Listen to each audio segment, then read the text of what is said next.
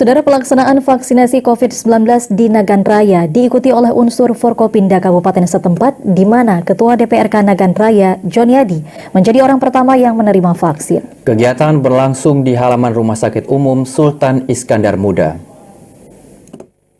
Vaksinasi perdana di Kabupaten Nagan Raya dimulai hari ini. Penerima vaksin perdana merupakan unsur Forkopimda Kabupaten setempat. Awalnya orang pertama yang menerima vaksin adalah Bupati Nagan Raya Jamin Idham. Namun karena alasan kesehatan, vaksin terhadap M. Jamin Idham ditunda.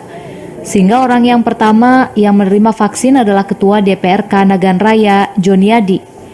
Vaksinasi perdana berlangsung di halaman Rumah Sakit Umum Daerah Sultan Iskandar Muda.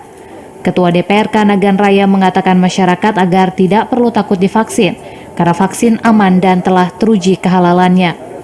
Dirinya juga mengatakan setelah menerima vaksin tidak ada efek samping yang dirasa, sehingga sangat aman dan tidak berbahaya. Gimana perasaan? Ada gembira atau memang agak takut-takut? Pas pertama, tapi setelah disuntik dan kita duduk tidak ada efek apa-apa, jadi tidak masalah saya pikir. Masih aman loh? Aman. Sementara pemerintah setempat juga mengajak semua pihak agar mau menerima vaksin. Dengan adanya vaksinasi, diharapkan dapat menekan angka penyebaran COVID-19 di wilayah itu. Dari Nagan Raya, Aziz Saputra, TVRI melaporkan.